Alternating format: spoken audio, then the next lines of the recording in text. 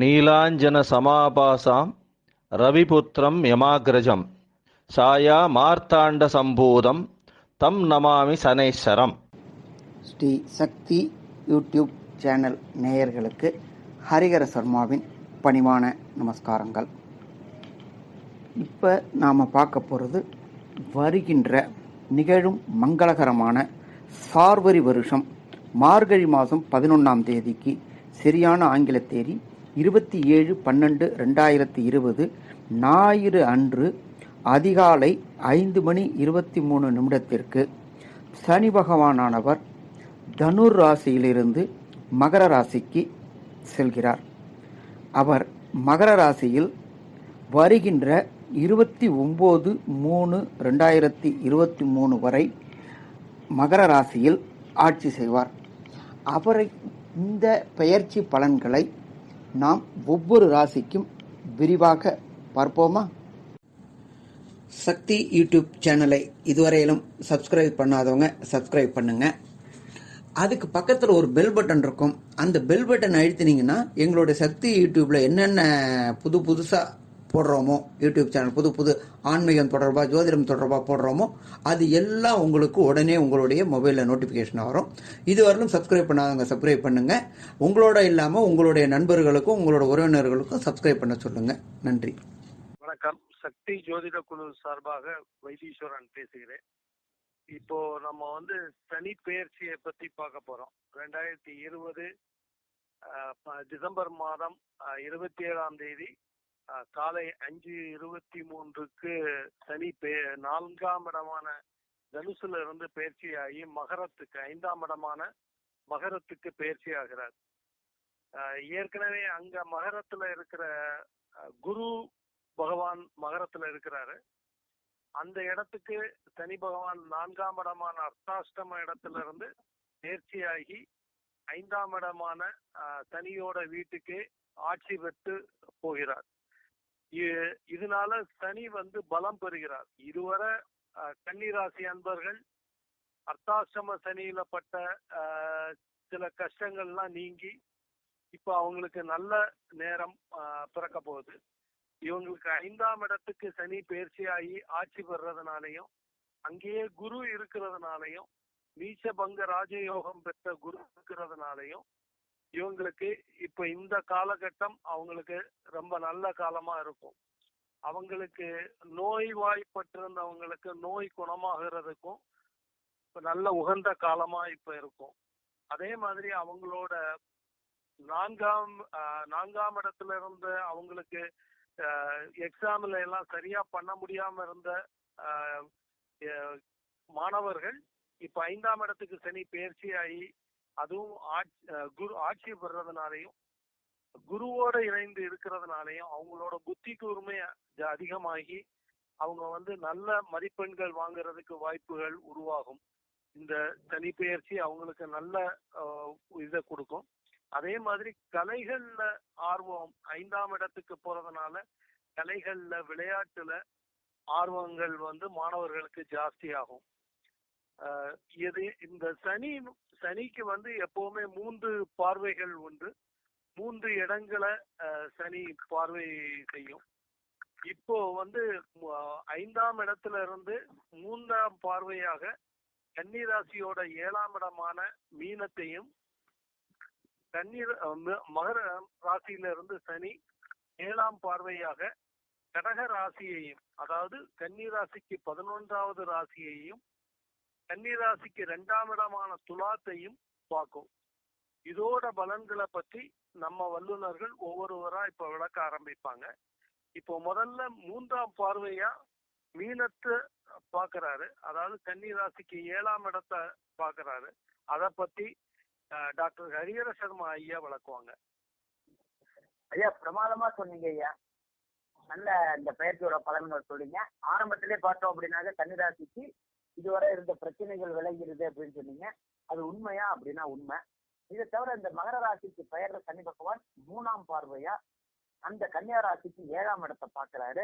அது கூட அங்க நீசம் அடைஞ்சிருக்கிற குருவும் 5ஆம் பார்வையா 9ஆம் இடத்தை பாக்குறாரு. அப்ப இதுவரை திருமணம் தடை தாமதம் ஏற்பட்டிருந்தவங்களுக்கு திருமண தடையும் தாமதம் விலகி விரைவில் நல்லபடியா திருமணம் அமையறதுக்கு வாய்ப்பை கொடுப்பாரு. ஒண்ணு. அதே போல குரு பகவானானவர் 5ஆம் பார்வையா அவங்களுடைய 9ஆம் இடத்தையும் பார்க்கறாங்க இந்த காலகட்டங்கள்ல. இப்ப பார்க்கும்போது 9ஆம் இடம் அப்படின்றது நம்ம ஜோதிட சாஸ்திரப்படி தகப்பன் ஸ்தானம் அப்படின்னு சொல்லுவோம். தகப்பன் ஸ்தானத்தை குரு பார்க்கறது மிக சிறப்பு. தகப்பன் சார்ந்த தொழில இவங்க தொடங்குறதுக்கான வாய்ப்புகளும் மிக அதிகம்னு சொல்லலாம். அதே போல ஐஐடி ஜேஇன்ற காம்படிட்டிவ் எக்ஸாம்ல போறவங்களுக்கும் ஜெயிக்கிறதுக்கான வாய்ப்புகளை இவர் கொடுப்பாரா? கண்டிப்பா கொடுப்பாரு. அதே போல பாத்தீங்கன்னா ரிசர்ச், அதாவது எம்ஃபில், பிஹெச்டி இதுக்கு முயற்சிட்டு இருந்தவங்க, அதே போல நீட் எக்ஸாமுக்கு எழுதிட்டு என்ன மெடிக்கல் காலேஜ் வேணும்னு விருப்பப்பட்டு தேர்வுபடுத்துறவங்க, அவங்களுக்கு எல்லாமே இந்த கன்னியா ராசியினருக்கு அத்தனை பேருக்குமே சாதகமா இருக்குமா? கண்டிப்பா சாதகமா இருக்கும்னே சொல்லலாம். இதே காலகட்டங்கள் பாத்தீங்க அப்படின்னாக்க இந்த குரு பகவானை பொறுத்தளவுக்கு 5ஆம் பார்வையா பாக்குறது அப்படிங்கிறது 9ஆம் இடம். அந்த 9ஆம் இடத்துல ராகுவும் இருக்கிறாரு. அப்ப அந்த ராகு என்ன நிலையில இருக்காரு அப்படின்னாக்க நீச்ச நிலையில இருக்கிறாரு. ஒரு நீச்சன் பார்க்கும்போது நீச்ச பங்க ராஜயோகம் ஏற்படுது. அப்ப இந்த காலகட்டங்கள் அப்படின்றது ட்ரேடிங், ஸ்பெகுலேஷன் இதை மாதிரி பண்றவங்களுக்கும் உதவி புரியுமா? உதவி புரியும். இந்த சனிப்பெயர்ச்சி அப்படின்றத பொறுத்தளவுக்கு மகரத்துக்கு மாறுறது, நீசபங்கம் அடையிறது, அவருடைய பார்வைகள் அப்படின்றது எல்லாமே கடுமையான நல்ல பலன்களை மட்டும் தரும்னு சொல்லலாமா? நல்ல பலன்கள் மட்டும் தரும்னு சொல்லலாம். இப்ப இந்த மகரத்துல உள்ள சனி பகவான் கன்னியா ராசிக்கு 11ஆம் இடத்தை 7ஆம் பார்வையா பாக்குறாரு. அவர் மட்டும் பார்க்கல, குருவும் பாக்குறாரு. இத பத்தி நம்ம சம்பத்தை ஐயங்கார் விழாவாரியா சொல்லுவாங்க. ஐயா, அற்புதமா சொன்னீங்க. இப்போ கன்னியா ராசி அப்படின்னு எடுத்துக்கிட்டீங்கன்னா, கன்னியா ராசிக்கு மிகப்பெரிய யோகக்காரகன் அப்படின்னு சொல்லக்கூடியவர் சனி பகவான். இந்த சனி பகவான் ஒரு கோணத்துக்கு சொந்தத்துக்கு உடையவர். அதாவது 5ஆம் இடத்துக்கு போய் இப்போ ஆட்சி பெற்று போறாரு. இந்த காலகட்டங்கள்ல ஒரு கேந்திராதிபதியான சனி, குரு, அவரும் 5ஆம் இடத்துக்கு போய் கேந்திராதிபதியும் கோணாதிபதியும் சேர்ந்து இருக்கக்கூடிய நல்ல ஒரு காலகட்டமாக இது அமைய போகுது.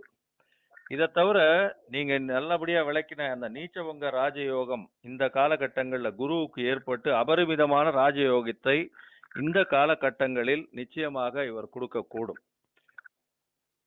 இப்போ இவர்கள் இருவரும், அதாவது சனியும் சரி குருவும் சரி, தன்னுடைய ராசியிலிருந்து, அதாவது மகர ராசியில் அமர்ந்து கொண்டு 7ஆம் பார்வையாக இந்த கன்னி ராசிக்கு 11ஆம் இடத்தை பாக்குறாங்க. 11ஆம் இடம் அப்படின்னு சொல்லோமேயானாலே அது மிகப்பெரிய ஸ்தானம். அந்த ஸ்தானம் லாபஸ்தானம்னு பேரு. இந்த லாபஸ்தானத்தை வைத்து அவர்களுக்கு வரக்கூடிய வருவாய் மிச்சவைகள் எல்லாத்தையுமே அதுல கணக்கிட முடியும்.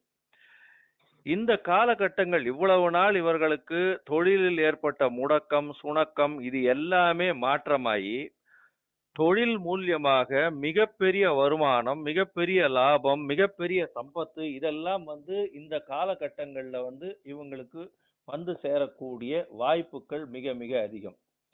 இதை தவிர இந்த சனி பகவான் 11ஆம் இடத்தில் பார்க்கும்போது சிலருக்கு நிலம் வாங்கக்கூடிய யோகம், அரசு மரியாதை, சனி ஆட்சி பெற்றிருக்கிறதுனால சிலருக்கு வித்தையில கொஞ்சம் கூடுதலான யோகங்கள் வரக்கூடியது. வித்தையினால் அரசாங்கத்தினால் கொடுக்கக்கூடிய சில அங்கீகாரங்கள் கிடைக்கக்கூடிய வாய்ப்புகள் மிகவும் அதிகம். மிகுந்த யோக பாக்கியங்களும் வாகன யோகங்களும், சிலர் அரசு பணியில் அதிக லாபம் அடையும் போகத்தை இந்த காலகட்டத்தில் இவங்களுக்கு கண்டிப்பாக கிடைக்கக்கூடிய வாய்ப்புகள் இருக்கு. இதை தவிர பாத்தீங்கன்னா 11ஆம் இடம் அப்படின்னு நம்ம சொல்லும் போதே அவங்களுக்கு எல்லா விதமான விருப்பங்களும், அதை தவிர அவர்களுக்கு அதிகமான வருமானம், மூத்த உடன்பிறப்புகள், தந்தை வழி சிற்றப்பன், இந்த மாதிரியான மக்கள் எல்லாருக்கும் இவர்களால் இந்த காலகட்டங்கள்ல இவர்களை போய் பார்ப்பதற்கும் நிச்சயமாக வாய்ப்புகள் மிக மிக அதிகம். இந்த 5ஆம் இடத்தில் இருக்கக்கூடிய சனி 11ஆம் இடத்தை பார்ப்பதனால் நிச்சயமாக இவர்களுக்கு மிகுந்த யோகமும் நிறைய வருமானமும் வரக்கூடிய வாய்ப்புகள் உண்டு. இந்த சனி மகரத்திலிருந்து 10ஆம் பார்வையாக இந்த கன்னி ராசிக்கு 2ஆம் இடம், அதாவது குடும்பஸ்தானத்தை பார்க்கறதுனால என்னென்ன பலன் வரும்னு ஐயா சக்தி சோமையா ஐயா கொஞ்சம் சொல்லுங்க. சம்பத் ஐயங்கார் அவர்கள் ரொம்ப தெளிவா 11ஆம் இடத்தை பார்க்கிறத, அதாவது கன்னி ராசிக்காரங்களுக்கு 11ஆம் இடத்தை பார்க்கிறத பற்றி மிக அழகாக சொன்னாங்க. இப்போ சனி அவருடைய 10ஆம் பார்வையாக 2ஆம் வீட்டை பார்க்கிறார். அப்ப இந்த 2ஆம் வீடுங்கிறது, கன்னிக்கு 2ஆம் இடம்ங்கிறது தனஸ்தானம், குடும்பஸ்தானம் அப்படின்னு சொல்றது. அப்ப இந்த கன்னி ராசிக்கு 7ஆம் இடத்தையும் அந்த சனி 3ஆம் பார்வையில பார்த்திருக்காரு. அதனால இந்த குடும்பஸ்தானம் அப்படின்னு சொல்றதுனாலையும், அது களத்திரஸ்தானம் சொல்றதுனாலையும், திருமணம் இதுவரை அமையாமல் இருந்தவர்களுக்கு திருமணம் அமையக்கூடிய வாய்ப்புகளையும், 2வது இந்த தனஸ்தானத்தை பார்ப்பதாலும் அங்கு அதனால நல்ல வருமானங்கள் வரக்கூடிய வாய்ப்புகளையும் இந்த காலகட்டத்தில் ஏற்படுத்தி கொடுப்பார். குடும்பத்தையும் ஏற்படுத்தி கொடுப்பார். இதுவரை பிரிஞ்சு, அதாவது இந்த அர்த்தாசிரம சனி காலத்துல பிரிஞ்சு இருந்தவங்களும் இப்போ ஒன்று சேரக்கூடிய காலங்களும் ஏற்படுறதுக்கு வாய்ப்புகளையும் இந்த குடும்பஸ்தானத்தை பார்க்கறதுனாலையும் ஏற்படுத்தி கொடுப்பார். அது போக அவரு 5ஆம் இடத்துல குருவோடையே சேர்ந்து இருக்கிற காரணத்தினால அவங்க அவங்களுடைய குலதெய்வங்களை போய் இந்த காலகட்டத்துல போய் வணங்கிட்டு அவங்களுடைய புதிய முயற்சிகளை செய்ய தொடங்கினாங்கன்னா கண்டிப்பா அது நல்ல நல்ல முறையில வரக்கூடிய வாய்ப்புகளையும் தருவாருங்கிறத சொல்றேன். அதுக்கப்புறமா சம்பத் ஐயா அவர்கள் சொல்லுவாங்க. ஐயா அற்புதமா சொன்னீங்க.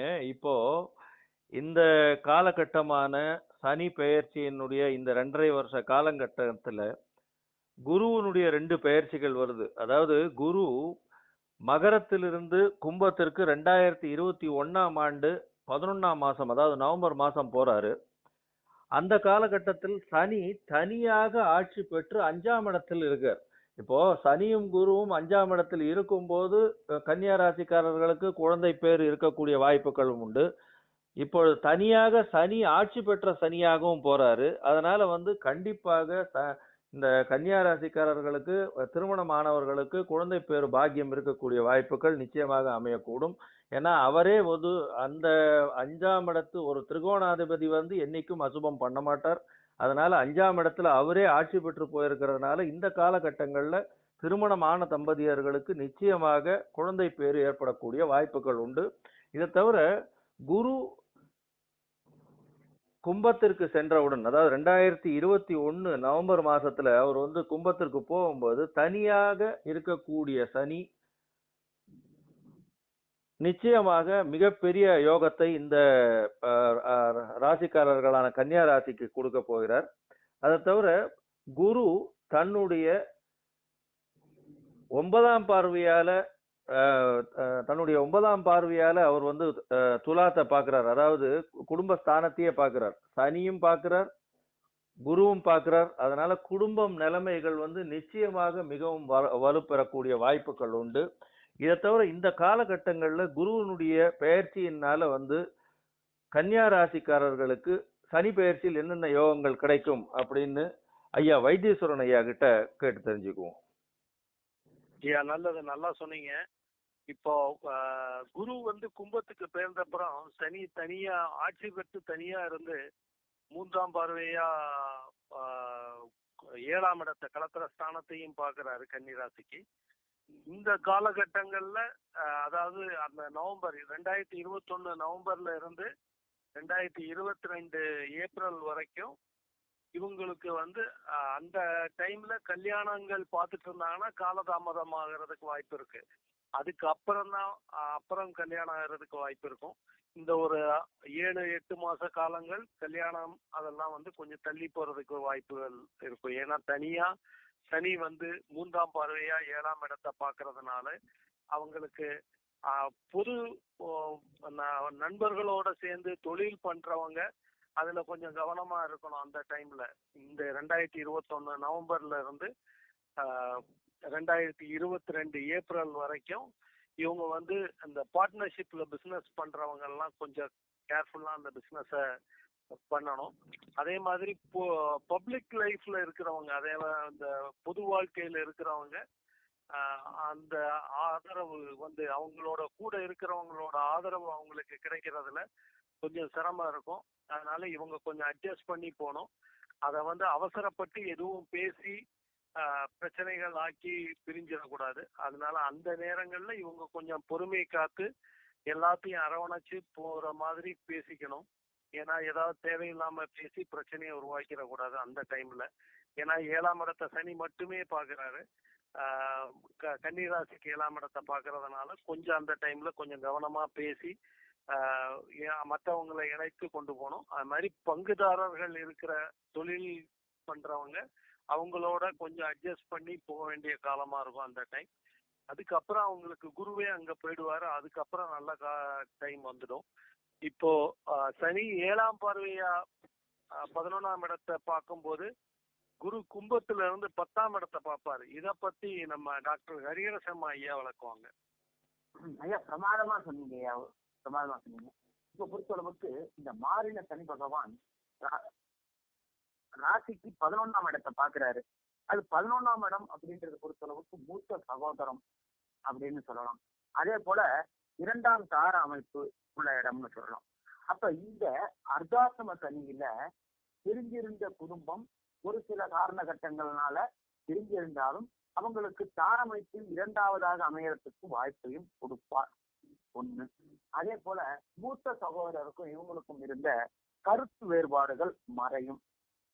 அதோட மட்டும் இல்லாம அவங்க கூட அந்யோன்யமா இருந்து அவங்களால லாபம் அடையறதுக்கு வாய்ப்புகளும் மிக அதிகம். மூத்த சகோதரனால லாபம் அடையறதுக்கு வாய்ப்புகளையும் இவர் கொடுக்கக்கூடிய. அதே போல ஐயா சொன்ன மாதிரி குரு பெயர்ச்சி இதுக்கு போகும்போது மீனத்துக்கு போகும்போது அவரே ராசியை பார்க்கிறார். எப்போதுமே இந்த ராசியை பார்க்கும்போது அவங்க எடுக்கின்ற முயற்சிகள் வெற்றி பெறறதுக்கான வாய்ப்புகள் உண்டாகும்.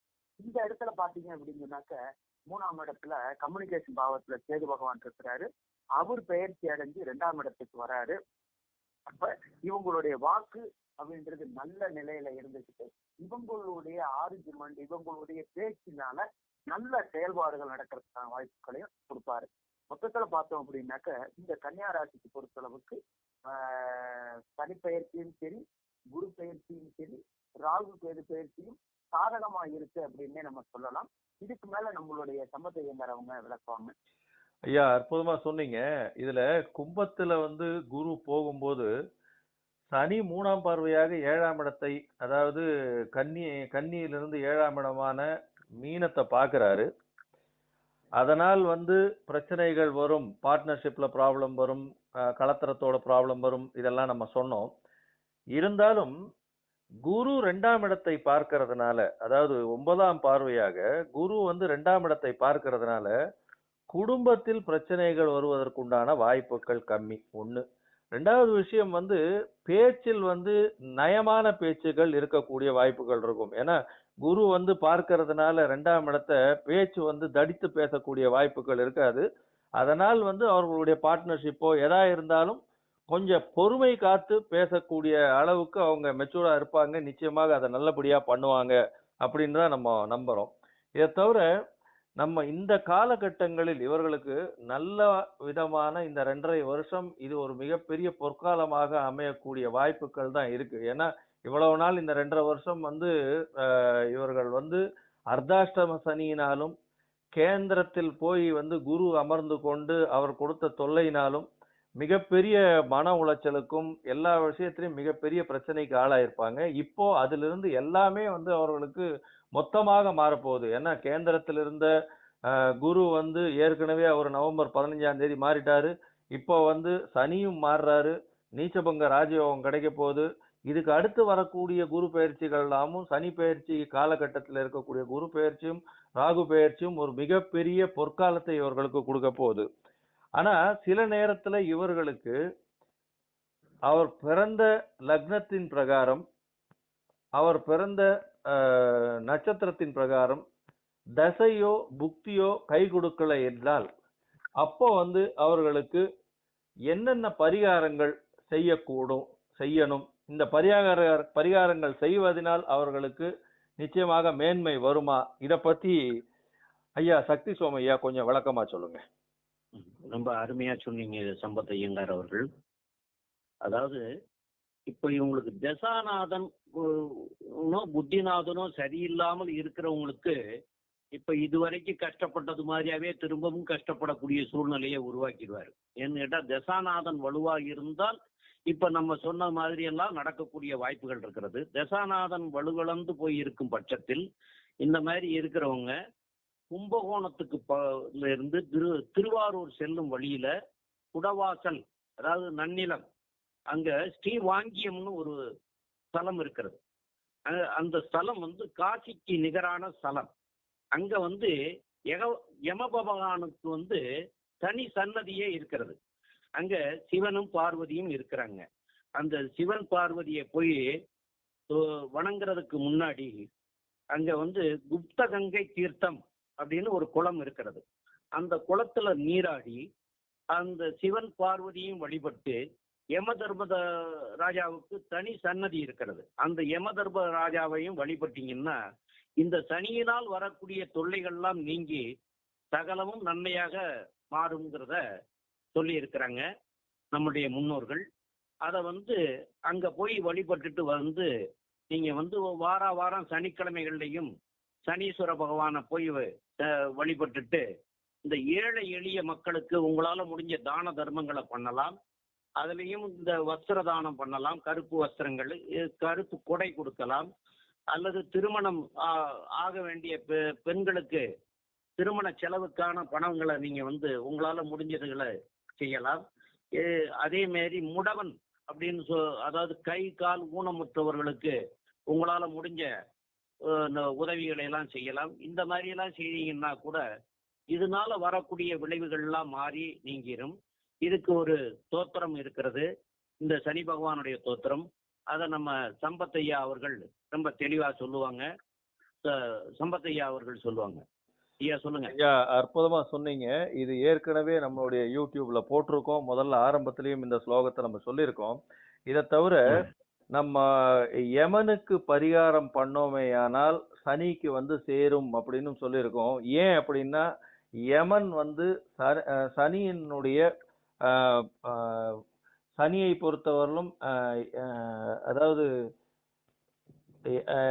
யமன் சனியினுடைய வாகனமாகவும் சனியினுடைய தோஷத்தை நீக்குபவராகவும் யமன் இருப்பதாக எல்லாரும் அதாவது யமன் அதிதேவதை சனிக்கு அப்படின்னு சொல்றாங்க. அந்த அதிதேவதையா இருக்கிறதுனால சனிக்கு செய்ய வேண்டிய பிரீத்திகள் எல்லாவற்றையும் நம்ம யமனுக்கு செய்தோமேயானால் கண்டிப்பாக சனி பிரீத்தி ஏற்பட்டு நிச்சயமாக இந்த கன்னியா ராசிக்காரர்களுக்கு இது ஒரு நல்ல பொற்காலமாகவும் நல்ல காலமாகவும் அமையக்கூடிய வாய்ப்புகள் நிச்சயமாக நல்லா இருக்கும் அப்படின்னு இந்த சக்தி ஜோதிட குழுமம் சொல்லுது. நன்றி. சக்தி யூடியூப் சேனலை இதுவரையிலும் சப்ஸ்கிரைப் பண்ணாதவங்க சப்ஸ்கிரைப் பண்ணுங்க. அதுக்கு பக்கத்தில் ஒரு பெல் பட்டன் இருக்கும். அந்த பெல் பட்டன் அழுத்தினீங்கன்னா எங்களுடைய சக்தி யூடியூப்பில் என்னென்ன புதுசாக போடுறோமோ, யூடியூப் சேனல் புது ஆன்மீகம் தொடர்பாக ஜோதிடம் தொடர்பாக போடுறோமோ அது எல்லாம் உங்களுக்கு உடனே உங்களுடைய மொபைலில் நோட்டிஃபிகேஷன் வரும். இதுவரையிலும் சப்ஸ்கிரைப் பண்ணாதவங்க சப்ஸ்கிரைப் பண்ணுங்கள். உங்களோட இல்லாமல் உங்களுடைய நண்பர்களுக்கும் உங்களோட உறவினர்களுக்கும் சப்ஸ்கிரைப் பண்ண சொல்லுங்கள். நன்றி.